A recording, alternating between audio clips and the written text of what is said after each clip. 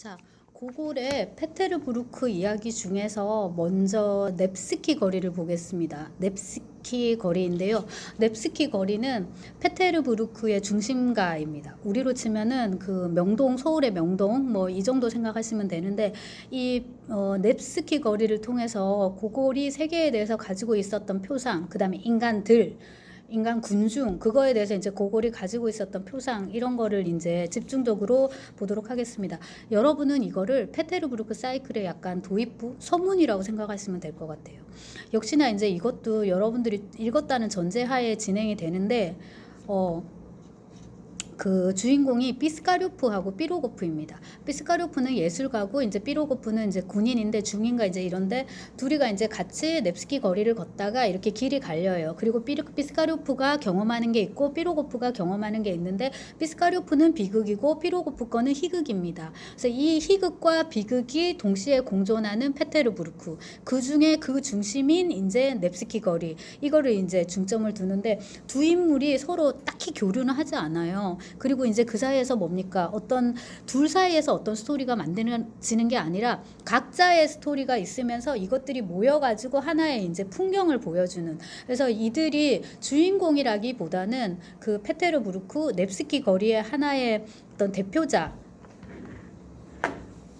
유형 이렇게 이제 보시면 됩니다. 그래서 그 고골에게 있어서의 사람은 아직까지 뭡니까? 명실상부한 이제 사람이 아니라 유형이다라고. 이게 지금 이렇게 또 거꾸로 타입입니다. 타입인데 이제 진정한 어떤 캐릭터까지도 가지 못한 어떤 의미에서 이제 유형이다 이렇게까지 할 수 있는 이제 그런 상황인데요.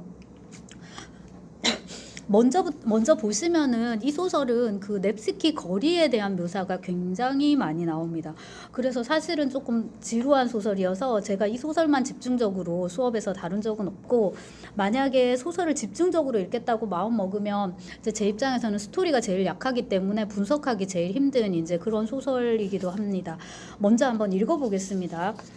오후 2시부터 3시에 이르는 넵스키 거리를 움직이는 수도라고 부를 만한 이 축복받은 시간에 인간의 가장 훌륭한 작품들의 주된 박람회가 열린다.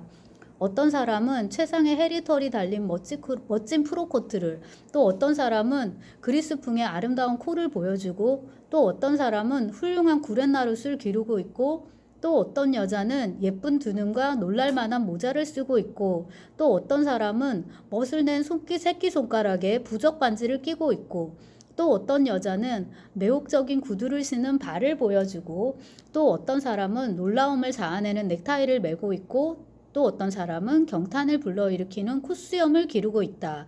하지만 3시가 되면 박람회는 끝나고 군중도 줄어든다. 그래서 이제 여기서 고골이 포착한 이 페테르부르크의 넵스키 거리가 19세기 근대 대도시 수도 이런 이제 풍경에 아주 부합합니다. 그러고 이제 나와야 되는 거는 사실은 주인공, 근대적 주인공, 영웅 이런 게 돼야 되는데, 러시아 문학사에서 이제 그게 처음 등장하는 것은 사실은 도스토옙스키의 죄와벌입니다.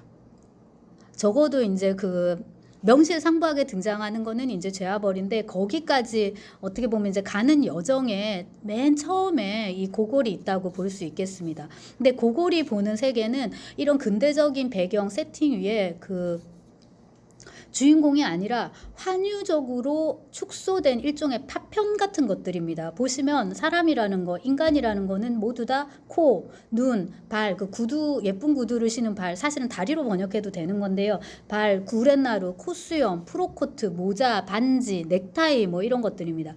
그래서 그 부분만이 강조될 뿐 어떤 전일성에 대한 표상을 보여주지 않는다는 거, 이 점에서 우리가 이제 환유를 생각해 볼 수가 있는 거죠.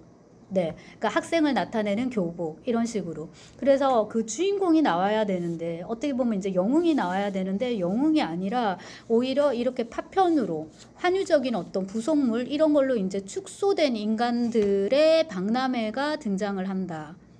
초반부터. 그리고 이제 그 두 인물이 나오는데, 아까 이제 말씀드린 그 피스카료프의 비극은 이런 겁니다. 넵스키 거리로 갔죠. 그리고 이제 그 피스카료프가 굉장히 이제 아름다운 금발머리 아가씨를 보고 반해가지고 이제 쫓아갑니다. 쫓아갔는데 알고 보니 그녀가 뭐였더라? 뭐 매춘부였더라. 이것도 이제 그 낭만주의 문학에서 많이 써왔던 것 중에 하나인데요. 성스러운 그 매춘부. 네. 그래서 이제 여성에 대한 어떤 고유한 그 시각이 이제 반영돼 있는데 성녀냐 그 뭡니까 이 창녀냐 이렇게 그 두 가지인데 이제 그거를 그 낭만주의에서 짬뽕을 해가지고 이제 이런 순결한 제가 아까 뭐라고 했죠 성스러운이라 했죠 비슷한데 순결한 이제 창녀 그거를 심지어 뭡니까 성스러움의 경지로까지 끌어올리는 거예요. 근데 이게 이제 사실주의에서는 이제 이런 게 별로 없어지다가 도스토옙스키는 사실주의자인데 도스토옙스키 소설에 가면 또 한 번 등장합니다. 바로 제아벌의 소냐 마르멜라도바입니다. 매춘부인데 창녀인데 순결하고 덧붙여서 종교적인 압박까지 너는 심지어 성스러워야 돼. 그래서 뭡니까? 네가 세계를 구원해야 돼. 이 라스콜리니코프 이 위대한 죄인만 구원하는 게 아니라 넌 전 세계를 다 구원해야 돼. 이제 이런 식으로까지 가게 되는데 그 점에서 이제 도스토옙스키는 그 정신에 있어 굉장히 낭만주의자였다고 할 수 있고요. 고고르하고 이제 바로 직계인데 고골의 직계 후손이라고 할 수 있는데 여러 점에서 고골을 연상시키는 대목이 있습니다. 여기 이제 그 피스카르프를 보시면은 인물로서 캐릭터로서 그렇게 많이 형상화가 된 거는 아니에요. 그렇게 이제 찾아갔죠. 아 매춘보였더라. 그래서 너무 이제 좌절을 하게 되는 거예요. 그리고 이제 청혼을 하게 되는데 그 이렇게 여기서 이렇게 말하자면 더럽게 살지 말고 저랑 결혼해서 떳떳하고 행복하게 삽시다 하고 이제 이렇게 청혼을 하게 되는데 그녀가 아주 매몰차게 이제 거절을 하면서 난 뭐 먹고 사냐고 굉장히 현실적인 이제 한마디를 날리는데 그 말에 이제 너무 좌절해서 그래서 저희가 그 비평적인 수사로는 이런 현실과 이상의 괴리를 극복하지 못하고 그거에 너무 충격을 받아서 이제 피스카르프는 자살하게 됩니다. 자살의 방식도 면도날로 이렇게 목을 그어서 자살한다고 굉장히 이것도 이제 좀 그 퇴폐적이고 이제 낭만적이고 이제 그렇습니다. 근데 그 피스카르프가 꾸는 꿈 있잖아요. 꿈속에서 그 그녀를 이제 만나는데 굉장히 속물적인 모습, 이렇게 돈이라든지 집이라든지 옷차림이라든지 화려한 마차라든지 이제 요즘으로 치면 차나 이런 건데 그런 거를 고민하는 모습을 좀 볼 수가 있거든요. 근데 거기서 또 한 번 그 고골이 얼마나 속스러움, 제가 다시 한번 쓰겠습니다. 여러분 중요하기 때문에 포우슐러스인데요. 이 러시아어 단어인데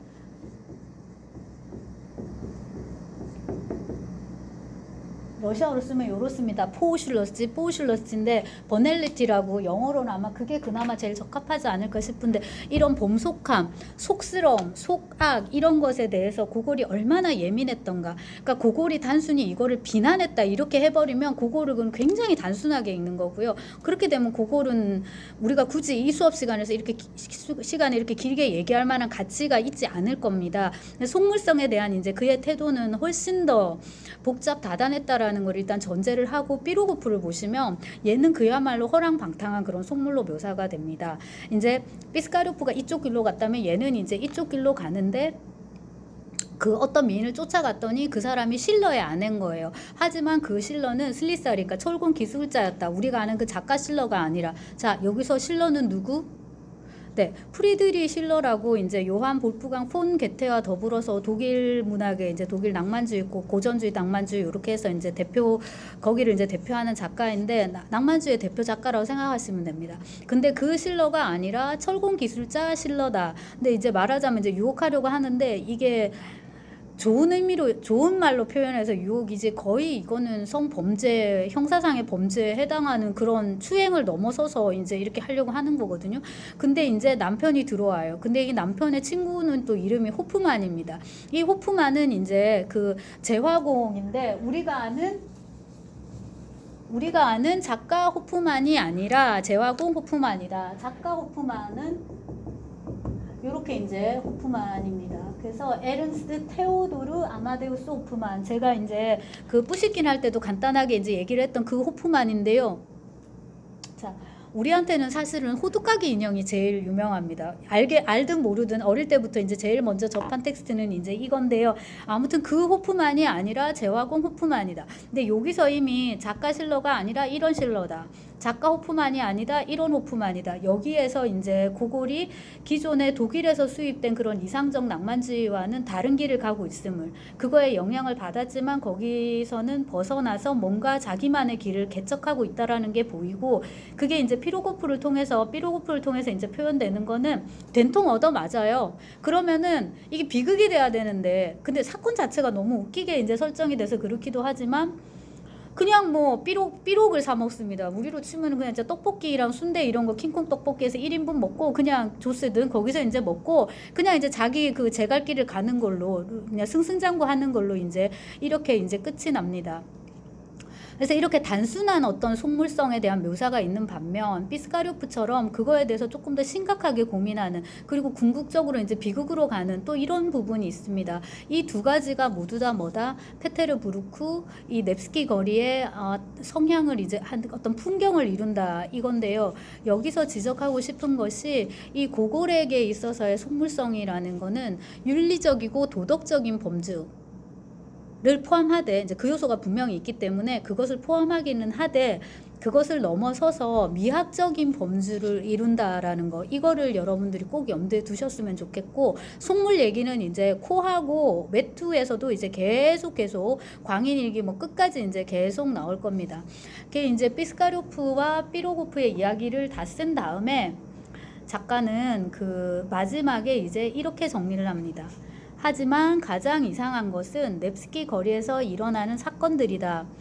이 넵스키 거리를 믿지 말라. 모든 것이 기만이고 모든 것이 꿈이고 모든 것이 겉보기와는 다르다. 여러분은 훌륭한 프로코트를 입고 산책하는 저 진사가 몹시 부자일 거라고 생각할 테지.